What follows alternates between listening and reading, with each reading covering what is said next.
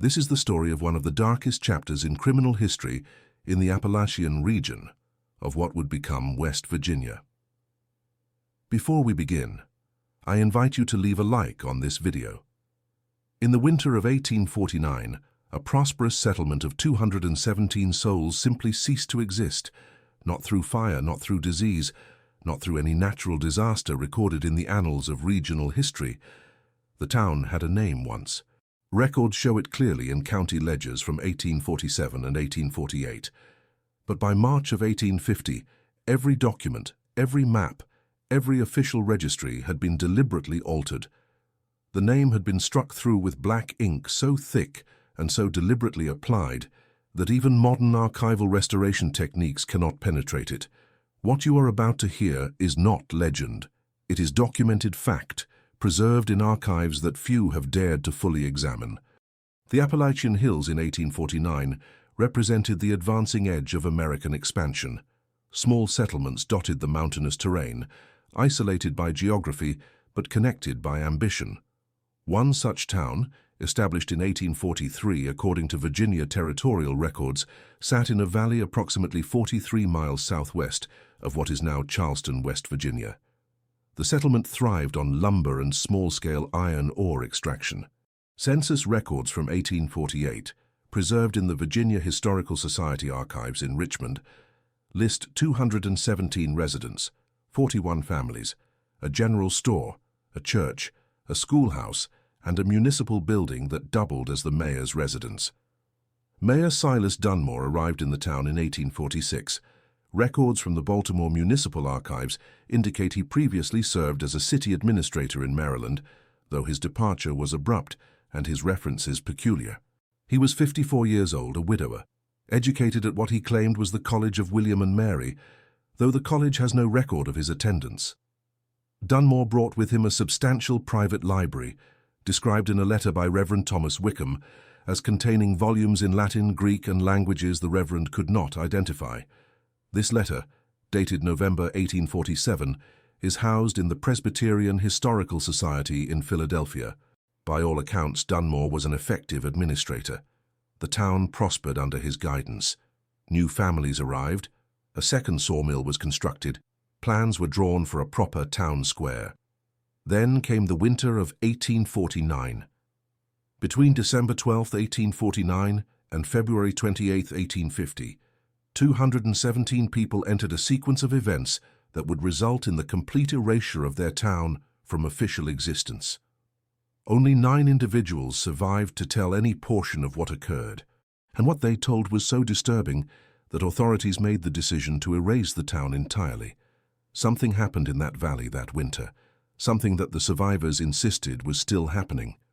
The winter of 1849 to 1850 arrived early in the Appalachian region. Snow fell on November 18th, according to weather observations recorded by Dr. Edmund Farris in neighboring Sutton, Virginia, a town 31 miles to the northeast. By December the 1st, the mountain passes were difficult to traverse. By December 10th, they were nearly impassable. This isolation was not unusual. Mountain communities expected to be cut off from December through March. They prepared accordingly, stockpiling provisions and settling into the enforced intimacy of winter confinement. The first indication that something was wrong came on March 4, 1850, when a postal rider named Jacob Mears attempted to deliver mail to the settlement. Mears's official report, filed with the U.S. Postal Service and now housed in the National Archives in Washington, D.C., describes what he found. The town was silent. Unnaturally silent, he noted. No smoke rose from chimneys despite temperatures well below freezing. No dogs barked. No movement could be observed in any window or doorway. Mears dismounted and approached the general store, the customary first stop for mail delivery. The door stood open. Inside, the store appeared undisturbed. Goods remained on shelves. The cash box sat on the counter, unlocked and containing $43 in various denominations. But there were no people. Mears proceeded to the church, then to several private residences. All were empty. In some homes, meals sat on tables long since frozen. In others, beds appeared recently slept in, blankets pulled back as if occupants had risen only moments before. What disturbed Mears most, according to his report, was the town square.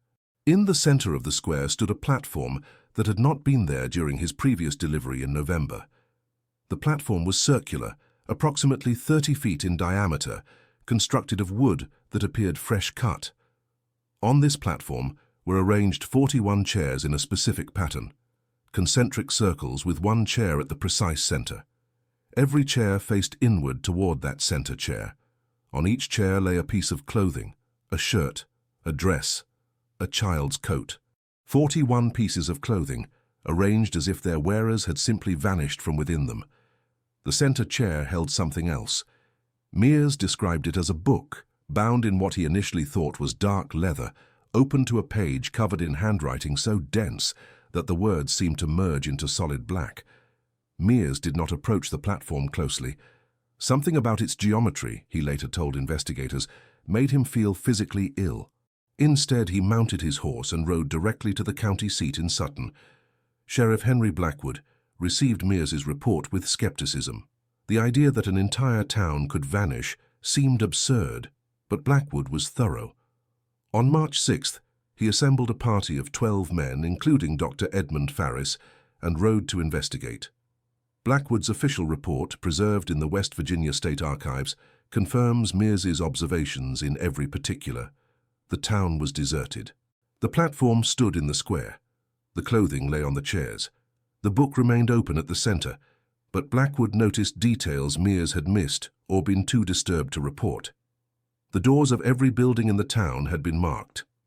Blackwood described the marks as symbols carved into the wood, each one unique, none resembling any alphabet or iconography he recognized. Dr. Farris sketched several of these symbols. His drawings survived in his personal papers, now held by the Virginia Museum of History and Culture in Richmond. More disturbing were the discoveries inside the municipal building, Mayor Dunmore's residence. The mayor's office occupied the ground floor. It had been transformed into what Blackwood described as a scriptorium. Every available surface was covered with papers, all filled with dense handwriting in the same style as the book on the platform. The walls had been covered with larger sheets, creating a continuous text that wrapped around the entire room. Dr. Farris, who read Latin and Greek, attempted to translate portions of the text. His notes indicate the writing mixed multiple languages, ancient and modern, creating passages that were grammatically correct but semantically impossible. Words that should not fit together formed sentences that described processes Farris characterized as operations upon the structure of perception itself. In the mayor's private chambers on the second floor, the search party found Mayor Silas Dunmore. He was alive. Dunmore sat at a desk facing the window that overlooked the town square. He wore a nightshirt and appeared to be writing, his pen moving steadily across a page. When Sheriff Blackwood addressed him, Dunmore did not respond. When Blackwood touched his shoulder, Dunmore continued writing, his hand never pausing. Dr. Farris examined the mayor. Dunmore's eyes were open but did not track movement. His pulse was slow but regular. His breathing was shallow. He showed no response to light, sound, or physical stimulus, but his hand continued to write, producing line after line of the same dense, incomprehensible text. Blackwood made a decision. He ordered his men to remove Dunmore from the building. 4 men were required to carry the mayor, who remained in a sitting position, his hand still moving as if writing on invisible paper. As they carried Dunmore across the town square, past the platform with its arrangement of clothing and chairs, one of the men, a farmer named Douglas Penner, made the mistake of looking directly at the open book on the center chair. Penner's testimony, recorded 3 days later by a county magistrate, described what he saw. The text in the book was moving. Not metaphorically, but actually moving. Words crawled across the page like insects, rearranging themselves, forming patterns that hurt to perceive. And as he watched, Penner became aware of something watching him through the words, something that recognized him, something that knew his name. Penner turned away, but in that brief moment of observation, something changed in his perception. He told the magistrate that he could now see marks on everything, on trees, on stones, on the sky itself. Symbols identical to those carved on the doors. A vast text written across the world that he had never been able to see before, and now could never unsee. Douglas Penner disappeared from his home on March 15, 1850. His wife reported that he had been writing obsessively, covering every surface in their home with the same symbols. On the morning of his disappearance, she woke to find him standing at their window, his hand tracing symbols on the glass. When she approached him, he turned to her and said, "I can read it now. I can read what he wrote, and it's still being written." Sheriff Blackwood ordered the town evacuated of anything movable. The platform was to be burned, the book destroyed, and the entire settlement abandoned. But when his men attempted to approach the platform with torches, they found themselves unable to complete the task. Multiple men reported the same phenomenon. As they approached the platform, the geometry of space seemed to distort. Distances became unreliable. Men would step toward the platform and find themselves somehow farther away. One man, attempting to reach the center chair, found himself back at the edge of the square, having apparently walked in a perfectly straight line that curved back upon itself. The platform could not be destroyed. The book could not be removed or burned. Blackwood made his final decision on March 8th. The town was to be abandoned completely. No attempt would be made to resettle it. The road leading to it would be unmarked on official maps, and most drastically, its name would be expunged from all records. But 9 people had to be accounted for. 9 survivors who could tell at least part of what had happened during that winter. The 9 survivors presented Sheriff Blackwood with an investigative nightmare. Their testimonies, recorded between March 9th and March 23rd, 1850, and preserved in the Berkeley County Courthouse archives in Martinsburg, West Virginia, contradicted each other in fundamental ways while agreeing on impossible details. The survivors were Sarah Dunmore, age 19, the mayor's daughter, Thomas and Elizabeth Pritchard, ages 41 and 38, owners of the general store, brothers William and James Cartwright, ages 27 and 24, sawmill operators, Margaret Foster, age 56, the school teacher, young Peter Wickham, age 11, son of the late Reverend Wickham, and married couple Anna and Robert Hayes, ages 32 and 35, who operated the town's boarding house. Each survivor was interviewed separately. Dr. Edmund Farris supervised the interviews, concerned about the psychological state of the witnesses. His medical notes, preserved alongside the testimonies, indicate that all 9 exhibited symptoms he described as waking somnambulism, a state where they appeared conscious and responsive, but showed signs of profound dissociation. Sarah Dunmore provided the earliest account of the winter's events. According to her testimony, recorded on March 9th by County Magistrate Lawrence Greenfield, her father's behavior changed dramatically in late November. Mayor Dunmore began spending entire nights in his office, writing by candlelight. She would hear him speaking, though when she listened at the door, no second voice ever responded. On December 3rd, Sarah reported, her father called a town meeting. All adult residents were required to attend. The meeting was held in the church, and Sarah, not yet 20, was permitted to observe from the balcony. Mayor Dunmore spoke for nearly 3 hours. Sarah's description of his speech is fragmentary. She remembered him discussing the nature of language, the relationship between names and things, the power inherent in certain combinations of words. He spoke about boundaries that could be rewritten and authorities that could be invoked through proper grammatical construction. What Sarah remembered most clearly was the moment when her father wrote something on the church's blackboard. A sentence, she said, perhaps 15 words long, and as he wrote it, everyone in the congregation began to repeat it, speaking in perfect unison without any apparent coordination. Sarah found herself speaking the words as well, unable to stop, the sentence emerging from her mouth with a fluency that felt foreign. She could not remember the words afterward. None of the survivors could. But they all agreed that something changed after that meeting. The town felt different. Distances between buildings seemed to vary. The sun's path across the sky became difficult to track. Thomas Pritchard's testimony, recorded on March 11th, focused on the physical changes he observed. As the owner of the general store, Pritchard kept meticulous inventory records. These records, which he brought with him when evacuated, show impossible discrepancies. On December 15th, Pritchard recorded selling 42 pounds of flour to various customers. His inventory showed £90 remaining, but on December 16th, his inventory showed £115, £25 more than the previous day, despite no new deliveries being possible due to snow. Similar anomalies appeared throughout his records. Goods that were sold reappeared on shelves. Items that were never ordered materialized in storage. Most disturbing were the additions to his inventory that he had no memory of stocking. 7 books, identical in binding to those in Mayor Dunmore's library, each approximately 300 pages, all written in the same dense handwriting found in the mayor's office. Pritchard made the mistake of opening one of these books. His testimony becomes fragmented at this point. He described the text as instructions for a process that was already underway. He said the book explained what Mayor Dunmore was doing, rewriting the terms by which the town existed, replacing one set of conditions with another. When Magistrate Greenfield pressed for clarification, Pritchard said, "The mayor was changing what the town was for. It had a purpose before, shelter, commerce, community. He was giving it a new purpose. He was turning it into a grammar, into a sentence that could be spoken." Margaret Foster, the schoolteacher, provided the most chilling testimony. Recorded on March 14th, her account focused on the children. On January 8th, Foster reported she arrived at the schoolhouse to find all 17 of her students already seated, though she had arrived early and the building had been locked.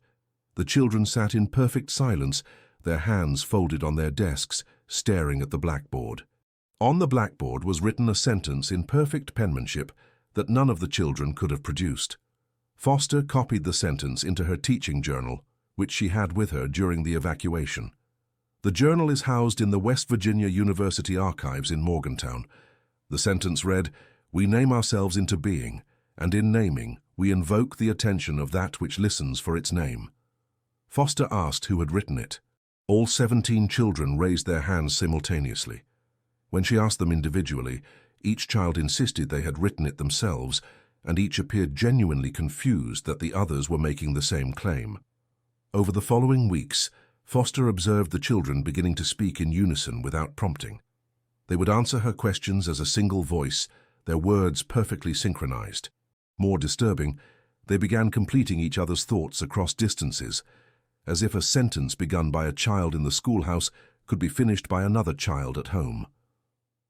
On February the 2nd, Foster dismissed class early after discovering that all 17 children had written identical essays despite the assignment being to write about their individual families. Every essay, word for word, described the same family, a family that matched no household in the town. The Cartwright brothers, interviewed together on March 16th at their insistence, described the events of late February. As sawmill operators, they worked outside the town proper, their mill situated a quarter-mile upstream.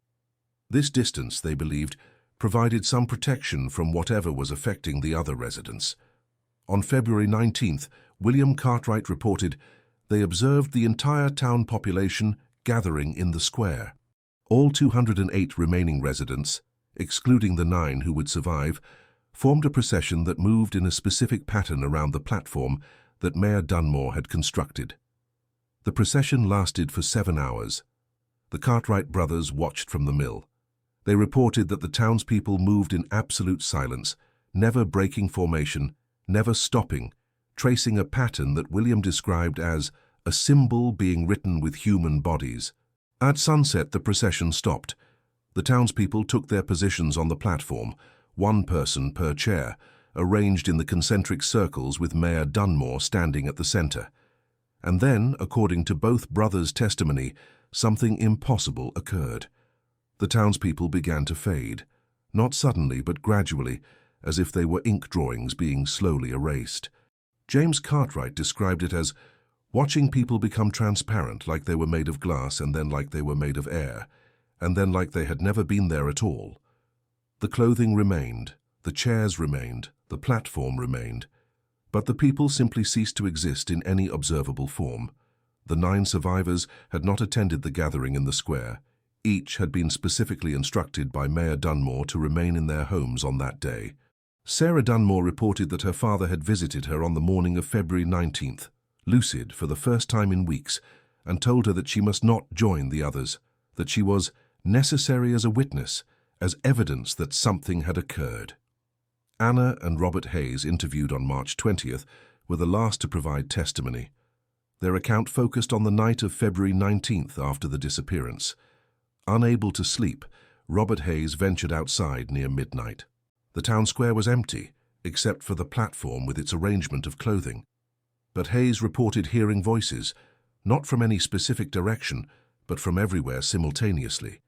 Voices that seemed to come from the air itself, from the ground, from the fabric of space. The voices were speaking in unison, reciting what Hayes described as a continuous sentence that had no beginning and no end, words that connected to each other in ways that made you forget what language was supposed to be. Hayes recognized some of the voices, his neighbors, friends, the Reverend Wickham, the E, all speaking as one voice, articulating something that Hayes said made him feel like reality was a thin layer over something vast and attentive, something that the mayor had found a way to contact through the proper arrangement of words. Sheriff Blackwood concluded his official investigation on March 24, 1850. His final report, submitted to the Virginia Territorial Governor, recommended that the town be permanently abandoned, all records of its existence be suppressed, and the 9 survivors be relocated and instructed never to speak of the events publicly. The recommendation was accepted. By April 1850, the town's name had been struck from every official record. Maps were redrawn showing the valley as uninhabited. Property deeds were voided. It was as if 217 people had never lived there at all. But the survivors knew, and what they knew would haunt them until their deaths, deaths that, in several cases, came far sooner and under far stranger circumstances than natural aging could account for.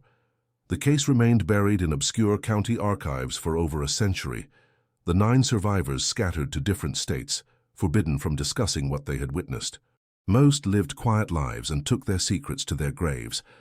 But in 1967, a doctoral student at the University of Virginia stumbled upon a reference that would consume the rest of his life. Dr. Nathan Aldridge was researching postal routes in pre-Civil War Virginia when he discovered Jacob Mears's 1850 report in the National Archives. The report's description of an abandoned town caught Aldridge's attention, particularly because the town's name had been so thoroughly redacted that not a single letter remained legible. Aldridge, then 29 years old and specializing in Appalachian settlement patterns, found the erasure suspicious. In his initial research notes dated June 12, 1967, and preserved in the University of Virginia's Special Collections Library, he wrote, "Why does a government deliberately erase a town from existence? Not neglect, not administrative oversight, but active, meticulous suppression." Over the next 3 years, Aldridge traced references across multiple archives. He discovered Sheriff Blackwood's report in West Virginia. He found Dr. Farris's medical notes in Richmond. He located Thomas Pritchard's inventory records in a Berkeley County storage facility that was scheduled for demolition. Aldridge retrieved the documents literally days before the building was destroyed. Most significantly, in March 1970, Aldridge tracked down a descendant of Sarah Dunmore. Margaret Westfield, Sarah's great-granddaughter, lived in Pittsburgh and was unaware of her ancestors' history. But she possessed a steamer trunk that had belonged to Sarah, unopened since Sarah's death in 1889. Aldridge's notes from his meeting with Westfield, dated March 28, 1970, express barely contained excitement. The trunk contained Sarah Dunmore's personal diary, covering the years 1847 to 1851. The diary included detailed observations of her father's transformation and events in the town during the winter of 1849-1850. But it also contained something else, a letter written by Mayor Silas Dunmore to his daughter, dated February 18, 1850, the day before the disappearance. This letter, which Aldridge photographed and transcribed, has never been fully published. Excerpts appear in Aldridge's unpublished manuscript, The Nameless Valley, Language, Power, and Disappearance in Antebellum Appalachia, held in the University of Virginia archives. In the letter, Dunmore explains his intentions. He writes that he has discovered a principle underlying the relationship between naming and existence. He claims that reality is not fixed, but is instead continuously narrated into being by an intelligence so vast and so constant that we mistake its voice for the laws of nature. Dunmore states that through his research he claims was begun years before his arrival in the town, he has learned to intercept this narration, to insert new text into the ongoing sentence of reality. The town, he writes, is to be his grammatical construction, a clause inserted into the language of the world. Most disturbing is the letter's final paragraph, which Aldridge quoted in full in his notes. "By the time you read this, daughter, the work will be complete. The town and all within it will have been translated from one mode of existence into another. We will no longer exist as individual consciousnesses housed in flesh, but as a unified text, a sustained utterance in a language older than matter. We will be words spoken continuously in a voice that you cannot hear, but which shapes everything you perceive. Do not mourn us. We are not gone. We are simply written differently now, and we are still being read." Aldridge's research took a dramatic turn in the summer of 1970. Using Sarah Dunmore's diary, which contained detailed descriptions of landmarks, he believed he had triangulated the location of the nameless town. In July, he organized an expedition to the site. Aldridge's field journal from this expedition, preserved in his personal papers, documents 5 days of exploration in a valley 43 miles southwest of Charleston, West Virginia. The valley matched Sarah's descriptions: a stream in the correct location, rock formations she had sketched, the remains of what could have been a sawmill foundation. On July 17, 1970, Aldridge's team located the town site. Most structures had collapsed or been reclaimed by forest, but the stone foundations remained, arranged in the pattern described in historical documents, and at the center, in what would have been the town square, they found the platform. 120 years after its construction, the platform remained intact. The wood showed no signs of rot, no weathering, no decay. It appeared as fresh as if it had been built the previous season. The 41 chairs had collapsed, but their positions were marked by depressions in the wood. At the center of the platform lay a book. Aldridge's journal describes his approach to the book with scientific caution. He photographed it from multiple angles before attempting to handle it. The photographs exist in the University of Virginia archives. They show a volume approximately 9 inches by 12 inches, bound in material that Aldridge initially identified as leather, but later described as organic matter of indeterminate origin. The book was open to a page near its center. The page was covered in the same dense handwriting found in Mayor Dunmore's papers, but according to Aldridge's journal, the text was not static. He wrote, "The words appear stable when viewed peripherally, but when I focus directly on any particular line, the letters seem to shift, to rearrange themselves as if responding to observation." Aldridge made a critical decision. Against the advice of 2 members of his expedition, he began to transcribe the text. His goal was to copy at least 1 complete page, hoping that analysis might reveal the language or code Dunmore had been using. He worked for approximately 3 hours on July 17th, filling 17 pages of his field journal with transcribed text. His journal entries from that evening note that he was experiencing headaches and difficulty focusing. He also reported an unusual perceptual effect. When he closed his eyes, he continued to see the text printed on the inside of his eyelids, continuing to write itself without his conscious effort. On July 18th, Aldridge announced to his team that he intended to remove the book from the platform for further study. 2 team members, Dr. Patricia Morrison, a folklorist from Carnegie Mellon University, and James Holbrook, a graduate student serving as photographer, argued against this decision. Their objections are recorded in Morrison's own field notes, now held in the Carnegie Mellon archives. Morrison wrote, "Aldridge is not himself. His manner has changed. He speaks with unusual precision, pausing between phrases as if listening to something. When I asked him directly if he was feeling well, he looked at me and said, 'I can hear it now. The sentence that the town became. It's still being spoken. It's been speaking for 120 years, and it will speak forever unless it's interrupted.' I tried to convince him to leave immediately, but he refused." That night, July 18th, Aldridge disappeared. According to Morrison's report, filed with the West Virginia State Police on July 20th, Aldridge left his tent sometime after midnight. She heard him moving through the camp, heard his footsteps heading toward the town square. When she and Holbrook investigated at dawn, they found Aldridge's tent empty. His sleeping bag had been laid out neatly. His personal effects were organized with uncharacteristic precision.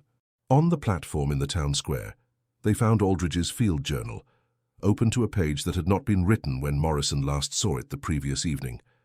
The page contained a single sentence, repeated over and over in Aldridge's handwriting, but with a precision and uniformity that made each repetition look identical. "I understand now what Dunmore understood. The town is not gone. The town is a word, and the word is still being spoken." The book that had been on the platform was gone. A search of the area over the next 3 days revealed no trace of Nathan Aldridge. The West Virginia State Police expanded the search to a 5-mile radius. Tracking dogs found no scent trail beyond the platform.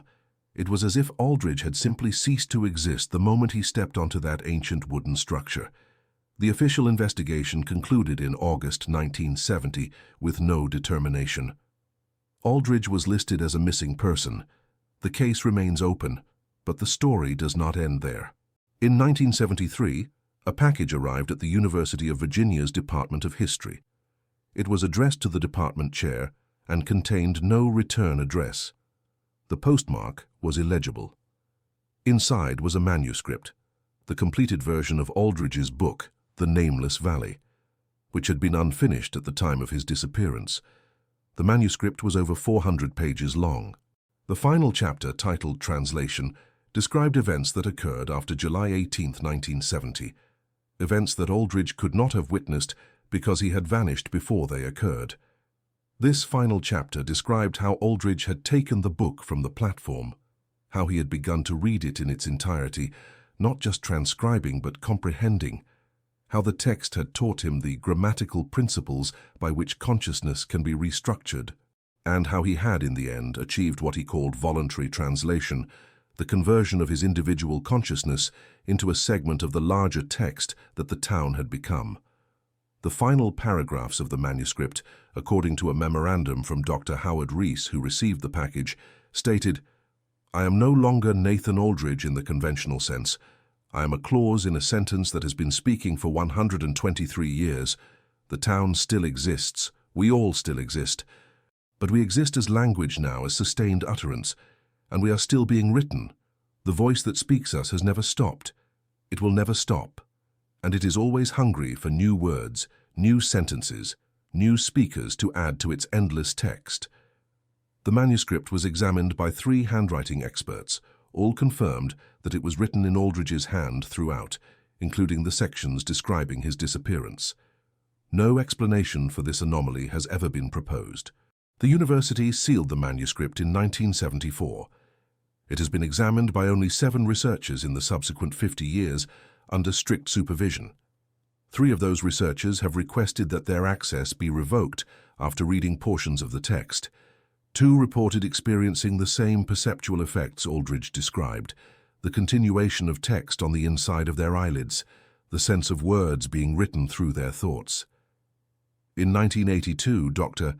Patricia Morrison published a brief article in the Journal of American Folklore about the expedition. The article focused on the platform's resistance to decay and suggested that certain rare wood treatments could produce similar preservation effects. She made no mention of Aldridge's disappearance or the manuscript. When contacted by other researchers seeking more information, Morrison declined all interviews. Morrison died in 1995. Her personal papers, donated to Carnegie Mellon University, contained a sealed envelope marked "Not to be opened until 2045." The university has honored this request. The contents remain unknown. James Holbrook, the expedition's photographer, never returned to academic work. He lives in Portland, Oregon, and has consistently refused to discuss the 1970 expedition. In a rare phone interview conducted by a researcher in 2003, Holbrook would say only, "Some things should stay buried. Some words should never be read. We went looking for a lost town and found something that should have stayed lost. The site of the nameless town remains undisturbed. In 1975, the U.S. Forest Service designated the valley as a protected wilderness area, citing unique ecological features. Access is technically permitted but not encouraged. No trails are maintained. No markers indicate the location, but the platform remains.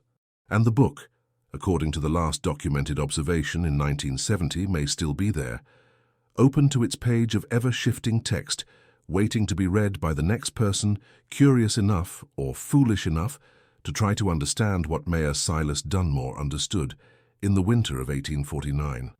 The nameless town's influence did not end with Nathan Aldridge's disappearance in 1970.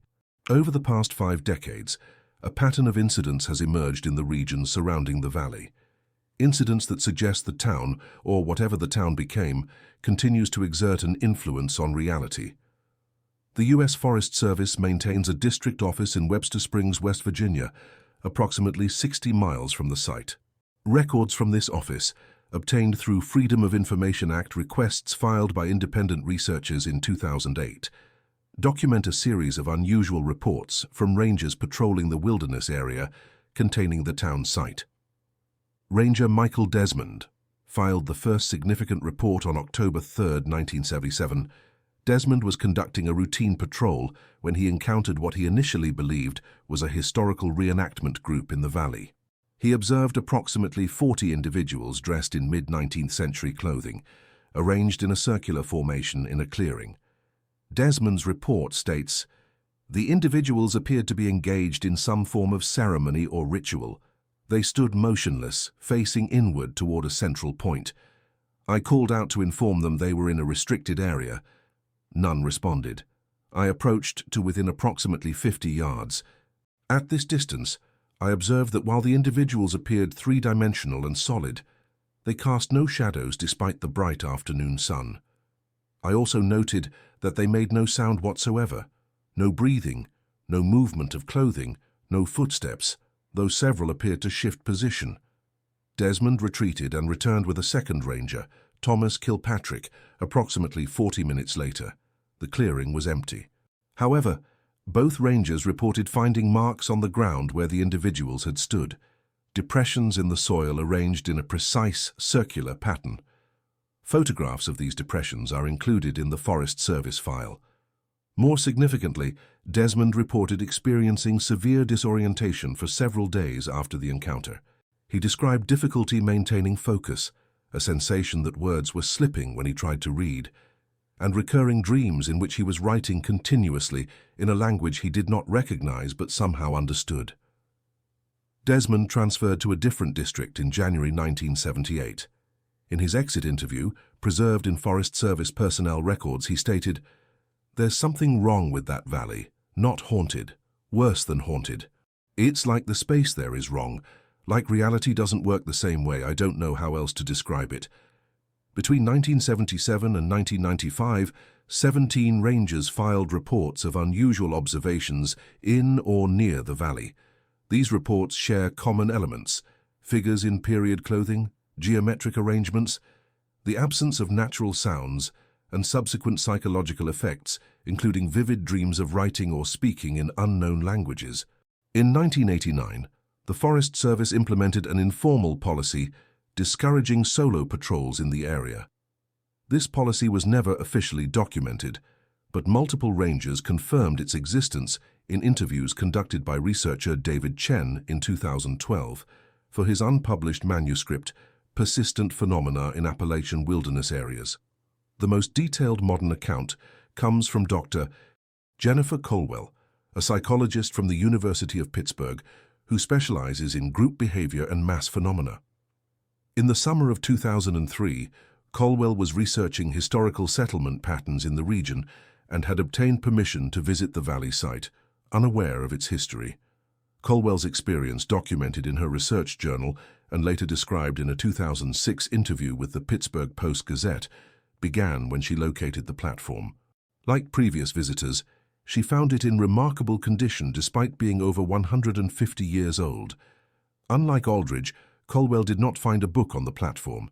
Instead, she found what she described as text carved directly into the wood, so fine and so densely packed that it appeared to be a solid black stain until examined closely. Colwell made rubbings of several sections of this text using standard archaeological techniques. She photographed the platform extensively, and she spent approximately 2 hours on the site, taking measurements and notes. That evening, at her campsite 2 miles from the valley, Colwell began experiencing what she initially attributed to exhaustion or possibly carbon monoxide exposure from her camping stove. She felt compelled to write. Not to write anything specific, but simply to form letters, to construct sentences, to produce text. Over the course of 6 hours, Colwell filled 43 pages of her research journal with continuous writing. She described the experience as automatic. My hand moved without conscious direction, forming words that I was not consciously composing, but which I somehow understood as I wrote them. The next morning, Colwell examined what she had written. The text appeared to be in English, grammatically correct, but the content was what she characterized as instructions for a cognitive process, steps for restructuring perception in a way that would allow awareness of a broader linguistic framework underlying observable reality. More disturbing was her realization that she could remember writing the text, but could not remember thinking about what to write. The words had simply flowed from her pen, as if being dictated by a source she could not identify. Colwell left the valley immediately and returned to Pittsburgh. She sought medical evaluation, including neurological testing, which revealed no abnormalities. But the compulsion to write continued for 6 weeks. Each night, regardless of her intentions, she found herself producing pages of the same type of text, grammatically perfect, semantically coherent, but describing concepts and processes that should not be possible. On September 2nd, 2003, 45 days after visiting the valley, the compulsion stopped as suddenly as it had begun. Colwell woke one morning with no urge to write, no sense of being directed by an external source, but she reported that something had changed permanently. She told her colleague Dr. Raymond Foster, in a conversation Foster documented in his own research notes, "I can see it now, not all the time, but in certain lights, at certain angles, text, written across everything, the sky, the ground, buildings, people, like reality is a page and we're just words on it, and the words keep writing themselves." Colwell resigned from the University of Pittsburgh in 2004. She currently lives in a rural area of Vermont and has declined all interview requests since 2007. In her final public statement, published as a letter to the editor in the Journal of Abnormal Psychology in 2006, she wrote, "I visited the site of a town that no longer exists, or rather, a town that exists differently now, and whatever that town became, it's still there, still operating according to principles that were set in motion in 1850. Researchers should leave it alone. Some knowledge is not meant to be acquired." The most recent documented incident occurred in 2018. A group of 4 hikers, unaware of the valley's history, became disoriented while exploring off-trail areas. They reported finding structures that should not have existed, wooden buildings in good condition, a platform in a clearing, and what appeared to be a small town square. One member of the group, Eric Tamblyn, recorded approximately 40 seconds of video on his smartphone before the group became too frightened to remain. This video, which was uploaded to YouTube before being removed at the request of the Forest Service, showed what appeared to be a well-preserved 19th century settlement, but viewers of the video reported unusual effects. Multiple YouTube comments, preserved in screenshots before the video's removal, described experiencing headaches while watching, seeing text that wasn't present in the actual video, and hearing voices speaking in unison, despite the video containing no audio track. Tamblyn himself described the experience in a post on a hiking forum. "The buildings looked solid, real, but when we tried to approach them, the distances got weird. We'd walk toward something and it would seem to move away from us without actually moving.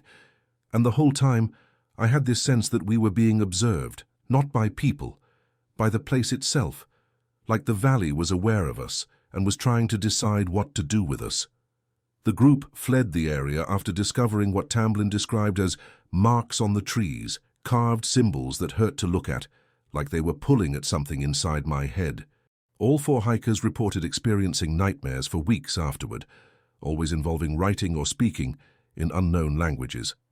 The Forest Service responded to the incident by installing warning signs at trailheads in the region, cautioning hikers about unstable terrain and difficult navigation. But notably, the signs do not mention the valley specifically, nor do they explain the nature of the danger. In 2019, a linguistics graduate student named Maria Santos conducted an analysis of all available transcriptions of text from the valley site, Aldridge's transcriptions, Colwell's rubbings, and descriptions from Forest Service reports. Santos's thesis, submitted to Georgetown University and available in their library archives, proposed that the text represents a form of performative language in which the act of reading or writing the text directly alters the reader's cognitive framework. Santos argued that Mayor Dunmore had discovered or developed a linguistic system in which words do not merely describe reality, but actively reshape the consciousness that perceives reality. The town, according to Santos's interpretation, was transformed into a sustained linguistic act, a sentence that is continuously speaking itself into existence and which attempts to incorporate new speakers into its ongoing utterance. Santos's thesis committee accepted her work with reservations, noting that her methodology became increasingly unorthodox in later chapters. The thesis's final section contains a warning that Santos added without committee approval. This research should not be continued. The text should not be studied further. Every act of reading, transcribing, or analyzing this material creates a new connection between the reader and the system Dunmore created. I can feel it now, even having worked only from second-hand transcriptions. Something vast is listening, something hungry for new voices. Maria Santos withdrew from the graduate program in 2020, and her current whereabouts are unknown. Her thesis advisor, Dr. Robert Chen, noted in a 2021 interview that Santos had become obsessed with the idea that language itself is a form of invasion, that by learning to speak and write, we make ourselves vulnerable to something that uses language as a medium for entry into human consciousness. The most recent evidence comes not from the valley itself but from internet activity. In 2022, a Reddit user posting under the name The Nameless Town began sharing what they claimed were direct transcriptions of text from the platform.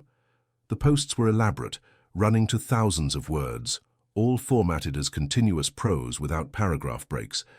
Multiple Reddit users reported that reading these posts produced unusual effects, a sense of disorientation, difficulty stopping once they began reading, and a compulsion to copy and repost the text.